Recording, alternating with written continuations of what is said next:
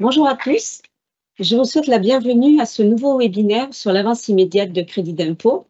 Nous allons vous présenter les nouveautés qui vont intervenir sur ce dispositif. Alors, nous sommes ensemble pour environ 45 minutes. Je suis Patricia Poulet-Mathis, directrice des offres particulières à l'URSSAF Caisse nationale, et je m'occupe donc de ce service avance immédiate. Je suis accompagnée aujourd'hui pour vous faire cette présentation par Cécile Abras, qui est notre experte du sujet, et Christophe Merle, qui est chef de projet. Alors, ce webinaire va être enregistré et il sera mis en ligne sur notre chaîne YouTube le plus rapidement possible. Pour aujourd'hui, n'hésitez pas à poser vos questions dans le fil de conversation de notre discussion. Nous répondrons à quelques-unes de ces questions à la fin du webinaire. Celles auxquelles nous n'aurons pas pu répondre, nous le ferons par le biais de notre foire aux questions que je vous recommande de consulter régulièrement pour être toujours au fait des nouveautés qui interviennent sur l'avance immédiate. Alors, l'avance immédiate, qu'est-ce que c'est et depuis quand est-ce qu'elle existe? Alors, l'avance immédiate, elle a été ouverte selon deux modalités en 2022. Au mois de janvier 2022, elle a été ouverte pour les particuliers employeurs qui sont utilisateurs du CESU. Voilà, le particulier employeur doit avoir activé le CESU+, pour pouvoir bénéficier de ce service. Donc ça a été le premier volet, donc ouvert en janvier 2022. Pour les clients d'organismes de services à la personne, qu'ils soient mandataires ou prestataires, le service a été ouvert au mois de juin 2022, donc on fête aujourd'hui ou presque aujourd'hui les 3 ans de cette ouverture. C'est important de rappeler, 3 ans d'utilisation. Donc c'est un service gratuit, optionnel, 100% numérique, qui fonctionne donc par API.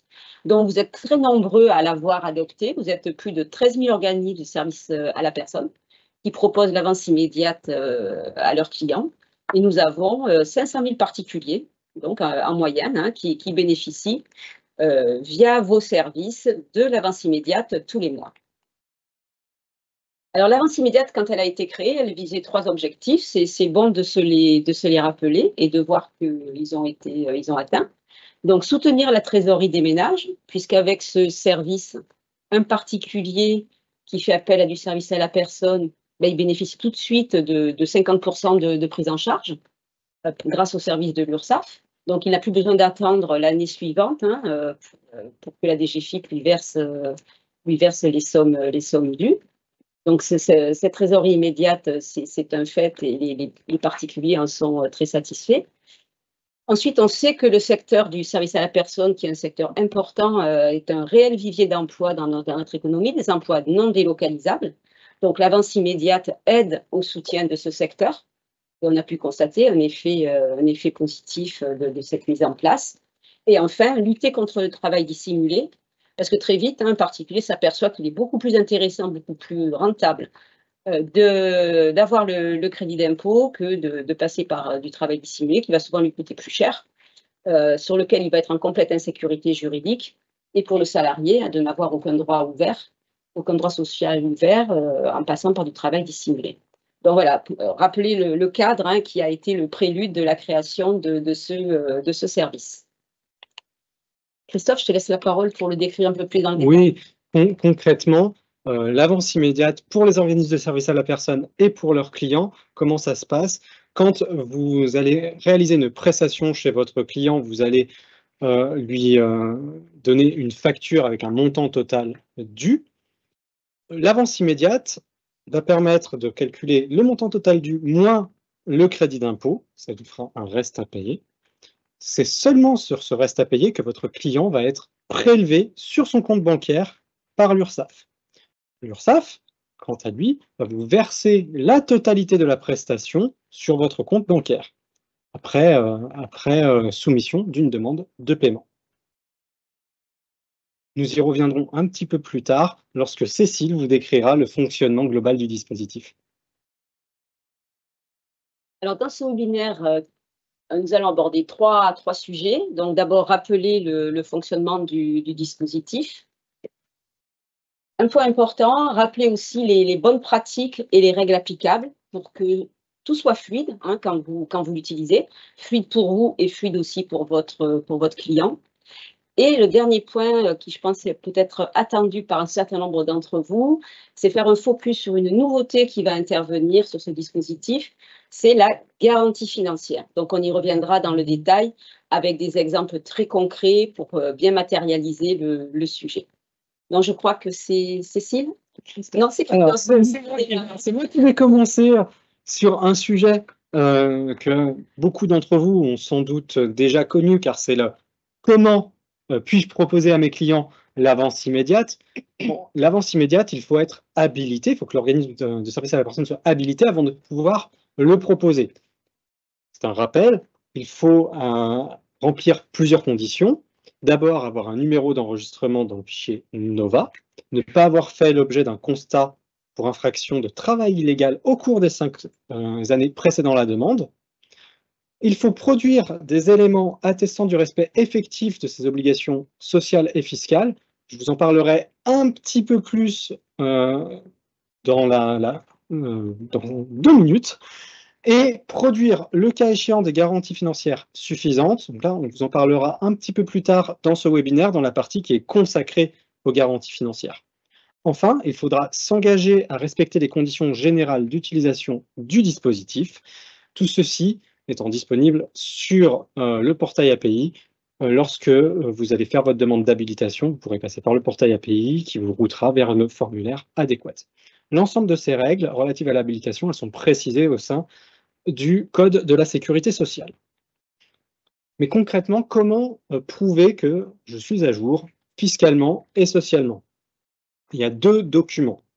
D'abord, il faut une attestation de régularité sociale qui pourra vous être donnée soit par l'URSSAF, soit par la MSA si vous dépendez de ce régime.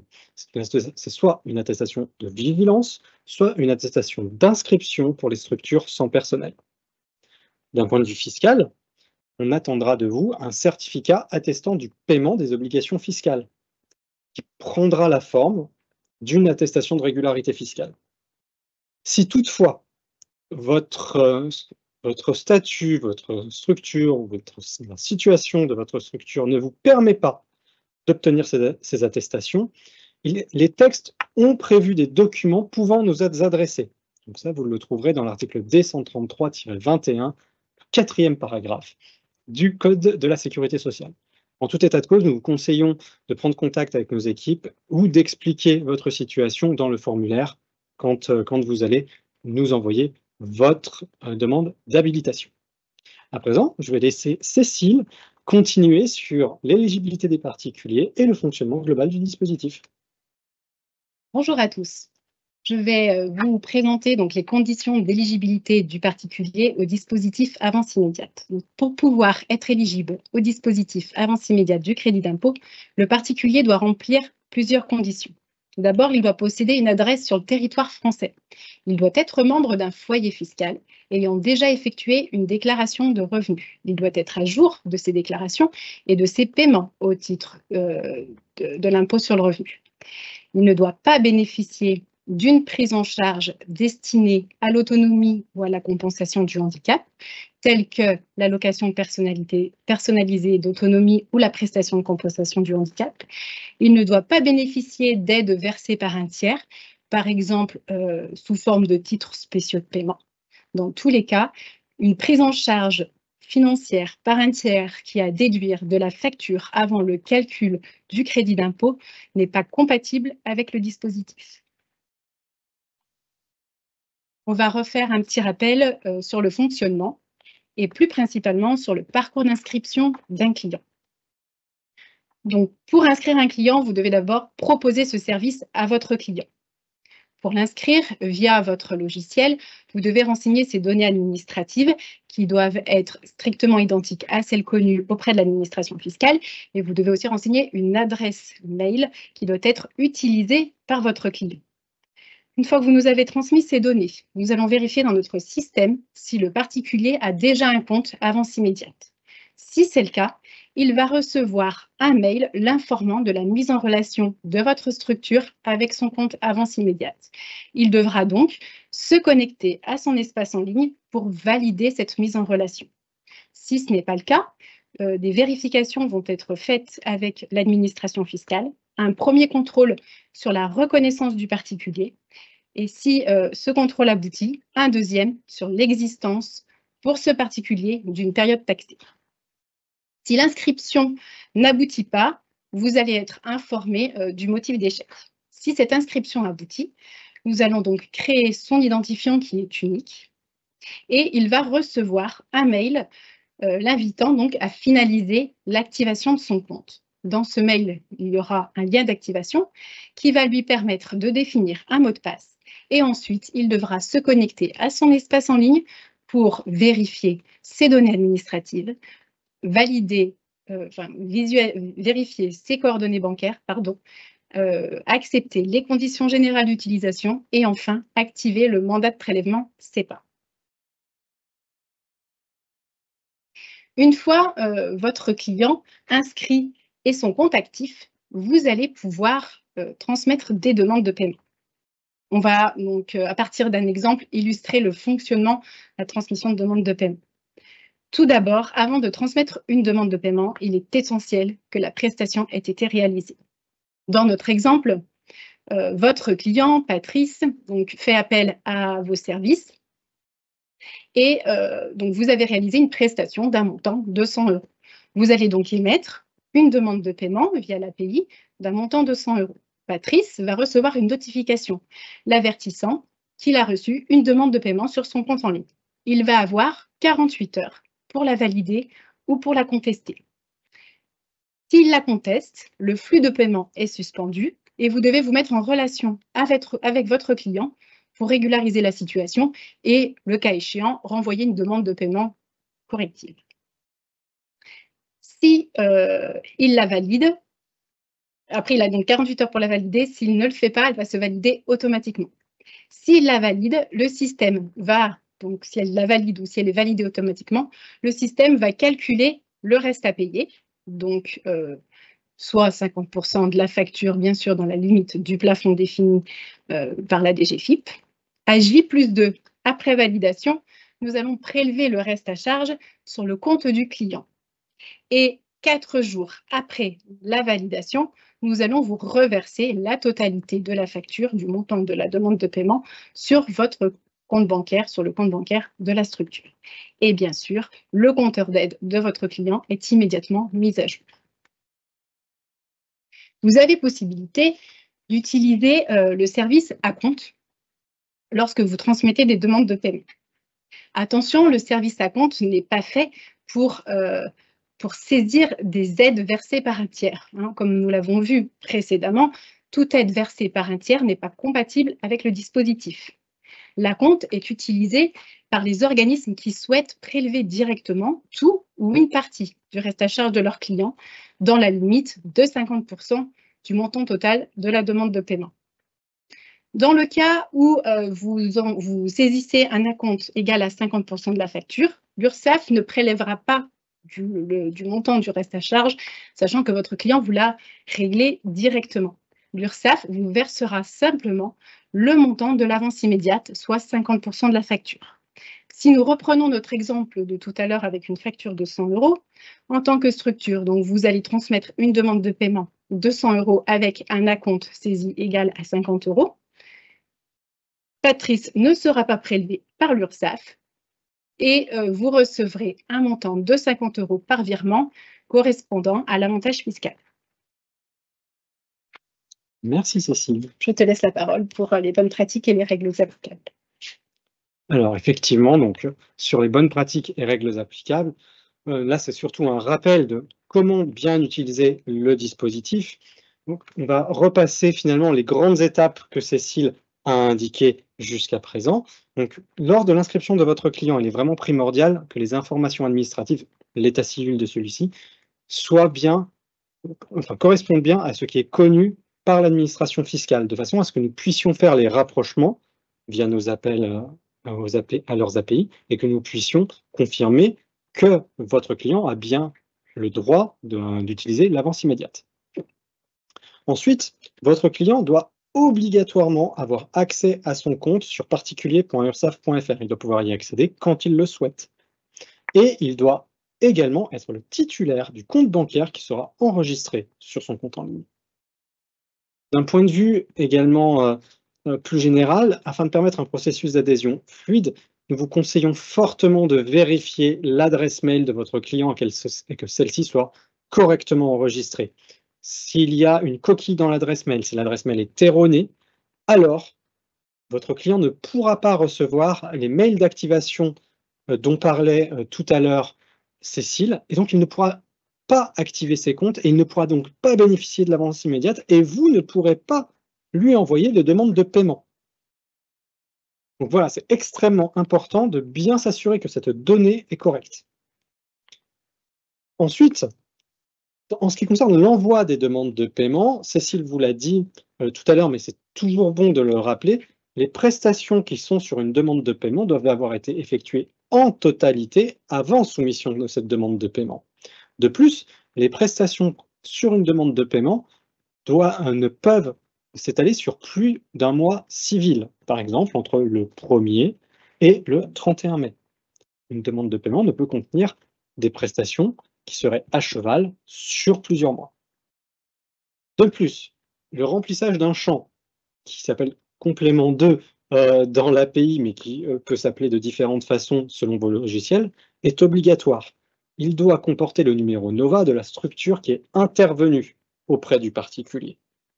Si vous êtes une coopérative, dans ce cas-là, ce sera le numéro SIRET de votre coopérateur qu'il faudra indiquer dans ce champ-là.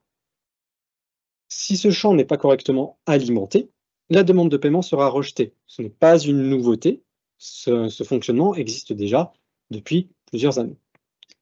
Enfin, il est très important de rappeler que l'envoi d'une demande de paiement n'est possible que si le mandat de prélèvement SEPA accordé par votre client à l'URSSAF est actif. S'il ne l'est plus, vous ne pourrez pas envoyer de demande de paiement. Pour toute information complémentaire, nous vous invitons à consulter la documentation technique sur ce sujet. Enfin, en ce qui concerne le suivi du service, nous vous rappelons qu'il est primordial de consulter régulièrement nos conditions générales d'utilisation et également que vous restez l'interlocuteur privilégié, l'interlocuteur principal de vos clients, que ce soit pour la relation contractuelle, les relations pour les prestations, etc. Enfin, et dans ce contexte, invitez-les régulièrement à maintenir leurs informations à jour sur leur compte en ligne. Invitez-les vraiment à se connecter sur ce compte en ligne. Depuis la rubrique Profil, ils auront accès à leurs adresses mail, leur numéro de téléphone, leurs coordonnées bancaires et le mandat de prélèvement SEPA. Si le mandat de prélèvement SEPA va arriver à expiration dans un délai de 90 jours, il aura une alerte sur son compte en ligne. Je voudrais insister aussi sur le fait qu'un mauvais usage du dispositif expose la structure utilisatrice à des sanctions, dont nous allons parler juste après, mais également le client si lui aussi fait un mauvais usage du dispositif. À présent, je vais vous parler des règles applicables. D'abord, le cadre général. Sans surprise, le respect des règles d'utilisation est une obligation, que vous soyez un OSP ou que vous soyez un particulier. Le non-respect de ces règles vous expose soit à un simple rappel, jusqu'à l'exclusion du dispositif. De ce fait, il est très important pour vous et votre client de conserver toutes les informations et pièces justificatives sur chacune des demandes de paiement que vous avez réalisées. La liste des informations et de ces pièces justificatives est fournie dans un arrêté. Il détaille l'ensemble des pièces. La plupart de ces pièces et informations sont transmises lorsque vous transmettez les demandes de paiement. Attention, ces pièces justificatives doivent être fournies à l'URSSAF sur simple demande de celui-ci. Pour quelles raisons, en vrai, puis-je être sanctionné? Pour quelles raisons puis-je être suspendu? Alors, l'URSSAF peut suspendre la possibilité d'utiliser le dispositif pour un organisme de service à la personne pour 3 motifs. Un nombre de prestations déclarées ou acceptées anormalement élevé par rapport à la taille de l'organisme, un montant de prestations déclarées ou acceptées anormalement élevé, ou un indice de caractère fictif de la prestation déclarée ou acceptée. Dans tous les cas, la suspension est d'une durée maximum de 6 mois. À l'issue de cette période, un OSP pourra être exclu, nous verrons les motifs d'exclusion juste après, ou voir ses accès rétablis. Lorsque une suspension ne va pas durer forcément 6 mois. Lorsque les éléments transmis permettent de lever la suspension, dans ces cas-là, la possibilité d'utiliser le dispositif est rétablie le mois suivant. Vous retrouverez l'ensemble des règles applicables dans l'article L133.8.6, alinéa 10 du Code de la Sécurité sociale. Mais quand, malheureusement, il faut aller à l'exclusion d'un organisme, l'URSSAF dispose de 8 grands motifs pour ce faire. Bien entendu, sans surprise, des prestations fictives vous exposent à une exclusion pour une durée de 5 ans. De même, et pour faire le lien avec ce que nous disions précédemment, l'absence de transmission de pièces justificatives à l'URSSAF lorsque l'on vous en a fait la demande, vous expose également à une exclusion pour une durée de 5 ans. Ensuite, vous avez le non-respect des CGU qui va vous exposer à une exclusion le temps de nous prouver que vous allez vous remettre d'équerre. Si par contre, vous perdez votre agrément NOVA, enfin votre numéro NOVA, ou si vous n'êtes plus à jour de vos obligations sociales et fiscales, qui sont 2 conditions d'entrée dans le dispositif, vous allez être exclu le temps de nous communiquer les éléments permettant la régularisation. Idem pour l'attestation de garantie financière, si vous êtes concerné. Nous en reparlerons un petit peu plus tard, mais si jamais elles ne sont plus suffisantes, vous serez exclu du dispositif de façon temporaire jusqu'à communication de cette nouvelle garantie. Enfin, dans le cadre du dispositif avance immédiate, un OSP peut se retrouver en situation d'impayé auprès de l'URSSAF. Et s'il ne règle pas les sommes étant dues dans un délai de 30 jours après réception de la mise en demeure, il pourra être exclu également de l'utilisation. Cette exclusion sera levée après régularisation de sa situation. Donc, nous vous incitons à être extrêmement vigilants également sur ce point. Enfin, peut-être un focus sur les coopératives. Les membres des coopératives sont concernés par un certain nombre de conditions, notamment ne pas avoir fait l'objet d'un constat de travail illégal ou respecter les obligations sociales et fiscales. Mais il est très important de rappeler que c'est bien la coopérative qui est responsable de l'usage qui est fait de son accès à l'API.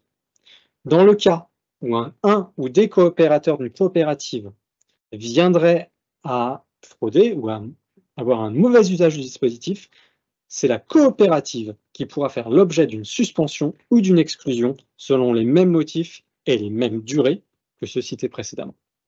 Donc les règles applicables sont décrites au L133.8.5. On va pouvoir passer maintenant à la nouveauté qu'on souhaitait vous présenter aujourd'hui, cette garantie financière sur laquelle on a déjà été questionné avant le webinaire. Tout à fait. Alors nous allons essayer de vous donner le maximum d'informations possibles sur cette garantie financière. Tout d'abord, la garantie financière, comment elle se matérialise? En fait, c'est une attestation qui va être fournie par une banque ou un établissement financier. C'est la loi de financement de la sécurité sociale pour 2025 qui l'a mise en œuvre, dans le but de sécuriser le dispositif et faciliter le recouvrement des sommes dues à l'URSSAF, que ce soit en cas d'impayé, nous en parlions précédemment, mais également en cas de fraude. Elle s'appuie sur des montants de prestations transmises dans vos demandes de paiement au cours de l'année. Au cours de l'année en cours. Donc là, par exemple, ce serait au cours de l'année 2025. Vous en aurez besoin dès le premier euro de demande de paiement que vous souhaitez transmettre si vous voulez utiliser le dispositif d'acompte, Cécile vous a décrit précédemment, ou dès lors que vous aurez atteint ou dépassé 200 000 € de prestations déclarées dans le dispositif en cours d'année. Vous avez un tableau récapitulatif des différents seuils et montants. Une même structure peut bien dépasser plusieurs fois un seuil en cours d'une même année civile. Vous pouvez dépasser le seuil de 200 000 € au mois d'octobre et dépasser le seuil de 500 000 € au mois de novembre. Dans ces cas-là, de toute façon, il faudra toujours que votre garantie financière soit suffisante par rapport au seuil le plus haut franchi. Sinon, vous risquerez l'exclusion temporaire du dispositif. C'est pour ça que nous allons vous inciter fortement à anticiper vos besoins en vous basant sur le volume de prestations que vous aurez soumis sur l'année précédente si vous étiez déjà dans le dispositif, ou sur un volume prévisionnel, en lien par exemple avec votre chiffre d'affaires, si vous êtes nouveau dans le dispositif. Petite information importante également, pour vous laisser le temps de vous mettre en conformité, nous sommes actuellement sur une période de tolérance qui va courir jusqu'au 1er janvier 2026. À partir de là, les contrôles seront effectifs. À présent, Cécile va vous exposer 4 grands cas d'usage pour essayer de mettre un peu de concret sur ces aspects théoriques. Nous allons illustrer l'effet de la garantie financière sur le dispositif. Voilà, pour vous montrer qu'il est très important d'anticiper vos besoins. Donc, on va partir tout d'abord sur un exemple simple, mais fréquent, d'un organisme de service à la personne qui a soumis un volume de prestations de 150 000 € sur 2025, donc c'est-à-dire en dessous du seuil qui exige une garantie financière. Dans notre exemple, cet organisme n'utilise pas la fonctionnalité d'acompte. Il ne nous a pas transmis de garantie financière au préalable, donc au 1er janvier 2026. Il n'y a pas de garantie financière enregistrée dans son dossier. Le cumul des montants de prestations déclarés pour l'année 2026 est à 0. Il n'a pas besoin de garantie financière pour utiliser le dispositif. Il aura donc accès au dispositif. Seule la fonctionnalité d'acompte sera bloquée, ce qui pour lui ne va pas l'impacter, sachant qu'il ne l'utilise pas. Il va pouvoir, comme en 2025, transmettre ses demandes de paiement tout au long de l'année. Donc, dans notre exemple, au 20 juin, il atteint un montant de 100 000 €. Le cumul se fait au fil de l'eau. Puis, en fin d'année 2026, le cumul atteint 156 000 €, donc montant inférieur au seuil de 200 000. Il a pu utiliser le dispositif comme en 2025, sans pour autant nous avoir fourni une attestation de garantie financière. En janvier 2027, au 1er janvier, son compteur se réinitialise, repasse à 0 et de la même manière, il va pouvoir accéder au dispositif, à toutes les méthodes du dispositif. Seule la fonctionnalité d'acompte sera bloquée. Alors, on va prendre un exemple un peu plus... On va, voilà, riche. Un petit peu plus riche. Donc, on reste sur un organisme de service à la personne qui nous transmet un volume de prestations inférieur à 200 000 €, mais il utilise, contrairement à notre premier exemple, la fonctionnalité d'acompte. Notre organisme a anticipé son besoin et nous a transmis avant janvier une garantie financière de 15 000 €, correspondant donc au montant minimum pour pouvoir utiliser l'acompte dans le volume de prestations qu'il effectue. Et on a rajouté voilà, une petite condition pour vous montrer aussi l'effet de la validité de la garantie financière. Cette garantie est valable jusqu'au 30 juin 2026. Au 1er janvier, le cumul de ces prestations est bien à 0, c'est-à-dire qu'il a accès, la garantie financière, n'est pas requise, donc il a accès au dispositif. Il nous a transmis sa garantie requise pour l'utilisation de la fonctionnalité d'acompte. Au 1er janvier, cet organisme a accès au dispositif ainsi qu'à la fonctionnalité d'acompte. Il va donc pouvoir, de la même manière, comme en 2025, nous transmettre ses demandes de paiement avec un acompte. Au 1er avril, 90 jours avant la fin de validité de sa garantie financière, nous allons lui transmettre une alerte l'informant que sa garantie financière va arriver à échéance et que sans régularisation de sa situation, la fonctionnalité d'acompte sera bloquée. Malheureusement, il n'a pas pu nous transmettre une garantie financière en temps et en heure. Le 1er juillet, le lendemain donc de la date de fin de validité de sa garantie financière, la fonctionnalité d'acompte est bloquée. Il va pouvoir continuer à accéder au dispositif, donc à nous transmettre des demandes de paiement, bien sûr, mais sans acompte. Une notification donc, lui sera envoyée le 1er janvier donc pour l'informer que le service acompte est suspendu. Dans mon exemple, il continue de nous transmettre des demandes de paiement jusqu'à la fin de l'année et bien sûr, au 1er janvier 2027, son compteur est réinitialisé. Passons à un exemple un petit peu plus complexe d'une structure donc, qui nous déclare un volume de prestations assez important, en 2025, 950 000 €, qui utilise aussi la fonctionnalité d'acompte. C'est pareil, cette structure a anticipé ses besoins et nous a transmis une garantie financière d'un montant de 50 000 €, c'est-à-dire d'un montant qui couvre des prestations jusqu'à 5 millions d'euros. Sachant qu'en 2025, il avait déclaré 950 000 €, le seuil étant à 1 million, voilà, pour plus de sécurité. il nous a transmis la garantie financière supérieure. Comme tous les autres, au 1er janvier, le cumul de prestations est à 0. Nous avons bien enregistré sa garantie financière d'un montant de 50 000 €. Il n'a pas besoin de garantie financière à ce stade pour utiliser le dispositif, mais en a néanmoins besoin pour l'acompte. Il a donc accès au dispositif et à la fonctionnalité d'acompte. Il va passer le premier seuil de 200 000 €, sa garantie financière étant supérieure à la demande. Il le passe sans souci. Le deuxième seuil de 500 000 € et ainsi de suite, sans effet sur l'accès au dispositif et à toutes les méthodes proposées par le dispositif. Il anticipe ses besoins pour l'année 2027 en nous transmettant au 24 octobre une attestation de garantie financière d'un montant de 50 000 € valide à partir du 1er janvier 2027, ce qui nous permet, nous aussi, de l'enregistrer en amont et qu'en 2027, il puisse continuer à utiliser la fonctionnalité d'acompte. Il a bien fait donc d'anticiper en nous envoyant une garantie financière de 50 000 €, donc du seuil d'1 million à 5 millions, parce qu'en effet, au 31 décembre, il a bien dépassé le seuil d'1 million, et donc ça lui a permis d'avoir accès au dispositif et à la fonctionnalité d'acompte tout au long de l'année sans avoir à nous retransmettre une garantie financière supérieure et à effectuer des démarches administratives. Prenons le cas du même organisme de service à la personne qui déclare un volume très important, mais qui n'a pas pu nous transmettre de garantie financière au préalable. Au 1er janvier 2026, son cumul étant à 0, il va pouvoir utiliser le dispositif. Par contre, il ne pourra pas utiliser la fonctionnalité d'acompte, qui sera bloquée. Cette structure nous envoie beaucoup de demandes de paiement, donc au 20 mars, il atteint 170 000 €, seuil d'alerte. Donc, il va recevoir une notification lui précisant que sans régularisation de sa situation, sans envoi d'une attestation d'un montant de 15 000 €, il ne pourra plus utiliser le dispositif. Le 12 avril, il atteint les 200 000 €.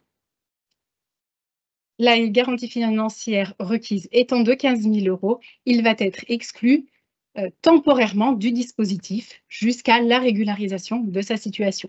Il est bien sûr informé de cette exclusion temporaire. À partir du 12 avril, il ne peut plus utiliser aucune méthode du dispositif, que ce soit l'inscription d'un client, la transmission de demande de paiement, l'information sur les statuts des demandes de paiement ou des clients.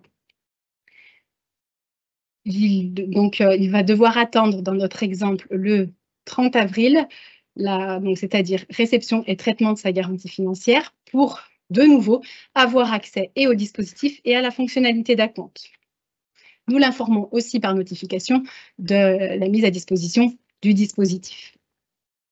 Dans notre exemple, il va dépasser un deuxième seuil, donc il va arriver au seuil d'alerte qui est de 425 000 € et nous allons le prévenir le 10 septembre que c'est pareil, sans régularisation de sa situation, à 500 000 €, le dispositif sera suspendu.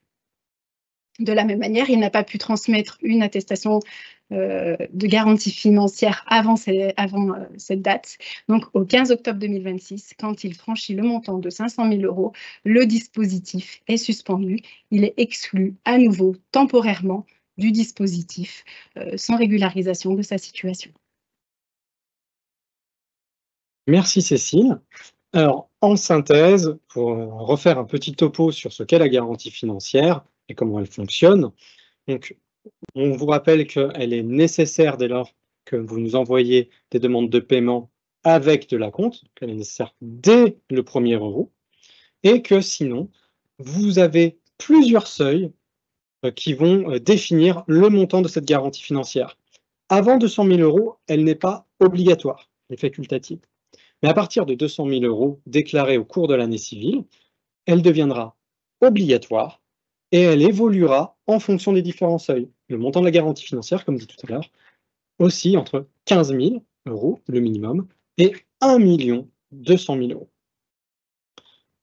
La période de tolérance, nous vous le rappelons, court sur l'année 2025, les contrôles débutant en janvier 2026, mais nous vous conseillons fortement d'anticiper les envois de vos attestations à l'URSSAF en amont de janvier 2026, a fortiori, si vous utilisez la fonctionnalité d'Acompte ou si votre organisme de service à la personne envoie de gros volumes de demandes de paiement qui vont avoir pour conséquence de vous faire dépasser rapidement les 200 000 € qui sont le premier seuil.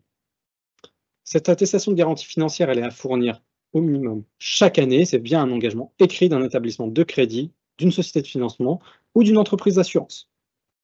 Elle devra comporter plusieurs précisions, notamment son objet, son montant, sa durée, ainsi que des modalités d'activation, conditions de renouvellement ou de cessation qui seront conformes au texte, qui devront apparaître clairement. Encore une fois, cette garantie devra pouvoir être activée afin que l'URSSAF puisse récupérer des sommes dues par l'OSP, non seulement en cas d'impayé, mais bien également en cas de fraude.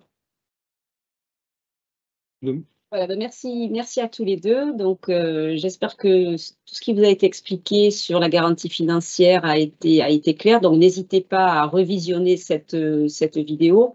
Je pense que peut-être à la rentrée, on pourra se revoir lors d'un prochain webinaire pour apporter des précisions. Donc, sur le temps qui nous reste, je propose de répondre à quelques questions qu'on a reçues, soit pendant le webinaire ou que vous avez pu nous adresser avant. Alors, je vais prendre la première qui concerne les débats en cours sur le crédit d'impôt. Donc, dans le cadre de la préparation du budget, vous avez entendu comme nous qu'il y a beaucoup de questions qui se posent sur une éventuelle réduction de ce crédit d'impôt. Réduction, passage de 50 à 40% pour tout le monde ou différencié en fonction de la nature de l'activité du service à la personne ou en fonction d'une catégorie d'usagers. Donc, pour l'instant, il y a rien qui se dessine complètement. Il n'y a pas de décision prise. Ça sera sûrement dans la prochaine loi de finances. Donc, l'avance immédiate sera bien entendu adaptée quand les textes sortiront et en fonction de la date d'effet pour ces éventuels changements. Nous, aujourd'hui, on n'a pas forcément plus d'informations que vous sur le sujet. Et bien entendu, dès qu'il y aura des informations aussi nouvelles, on vous les communiquera. Donc ça, c'est très important. Nous avons eu plusieurs questions sur des mandats CEPA qui peuvent actuellement arriver à expiration. Donc, on en a un petit peu parlé, mais peut-être il faut insister parce que comme on est donc à une date anniversaire des 3 ans, il y a des mandats CEPA qui peuvent arriver à leur terme actuellement. Tout à fait. Un mandat CEPA sans prélèvement arrive à échéance au bout de 36 mois. Donc, nous y arrivons, les 3 ans. Donc, les premiers clients inscrits à l'avance immédiate, s'il n'y a jamais eu de prélèvement sur leur compte, notamment si, dans le cas où des organismes de service à la personne utiliseraient la compte à hauteur de 50%, leur mandat CEPA arrive ou est arrivé déjà à expiration. Il est très important donc que vos clients aillent consulter leur compte en ligne de façon à pouvoir réactiver leur mandat ou changer leurs coordonnées bancaires s'ils souhaitent d'ailleurs modifier et ne plus être prélevés sur le compte qu'ils avaient donné au préalable. Voilà, c'est extrêmement important, sinon vous ne pourrez pas leur envoyer de demande de paiement. Des communications seront envoyées également à vos clients dans ce cadre. Voilà, et si vous avez des clients donc, qui sont depuis 36 mois dans le dispositif, n'hésitez pas à revenir vers eux. Vous devez recevoir aussi une information vous-même en tant qu'organisme de service à la personne dans les prochains jours. Donc, n'hésitez pas à leur demander rapidement pour les DP qui pourraient arriver bientôt de se mettre en conformité vis-à-vis de leur situation sur ce mandat CEPA. Tout à fait, c'est en lien avec le fait qu'il faut vraiment qu'ils aillent souvent sur leur compte en ligne pour vérifier leurs informations. On a eu une question également sur le caractère optionnel de l'avance immédiate. Est-ce que l'avance immédiate va continuer à être optionnelle ou est-ce qu'elle va devenir obligatoire? Actuellement, l'avance immédiate est optionnelle, que ce soit pour un organisme de service à la personne ou pour un client, et il n'y a pas, à l'heure actuelle, de modification prévue sur ce caractère optionnel. Et sur les quelques minutes qui nous restent, parce que je crois qu'il reste 5 minutes, des questions aussi sur les impayés clients. Est-ce que tout le monde a bien compris comment fonctionnait l'impayé client? Christophe, c'est toi qui prends le point. Ou Cécile. Alors, c'est Cécile, je crois. Allez, je vais prendre ce point. Donc, lorsque il y a un impayé, donc un prélèvement qui est retour en impayé pour votre client, vous allez être notifié de cet impayé et vous allez donc, nous allons vous prélever du montant en tant qu'organisme de service à la personne. On va vous prélever, vous, du montant du reste à charge de votre client via une procédure de recouvrement d'impayé. En attendant, le compte en ligne de votre client est bloqué. Le prélèvement sur votre compte bancaire a lieu 30 jours après l'impayé du client et durant toute cette période, le compte en ligne de votre client restera bloqué et sera débloqué dès que nous prélèverons le reste à charge sur votre compte. Cet impayé n'a pas d'impact par contre sur le crédit d'impôt qui s'applique sur la demande de paiement. Je crois que nous arrivons au terme de cette séquence.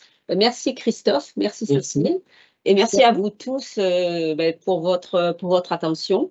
Donc nous reviendrons sûrement vers vous à la rentrée sûrement dans le même format, parce que si les choses se passent pendant l'été et puis des précisions aussi sur la garantie financière, on est là pour répondre à vos questions. Donc merci à tous. Donc n'hésitez pas à reconsulter ce webinaire sur notre chaîne YouTube et je vous dis à très bientôt. Merci. Merci.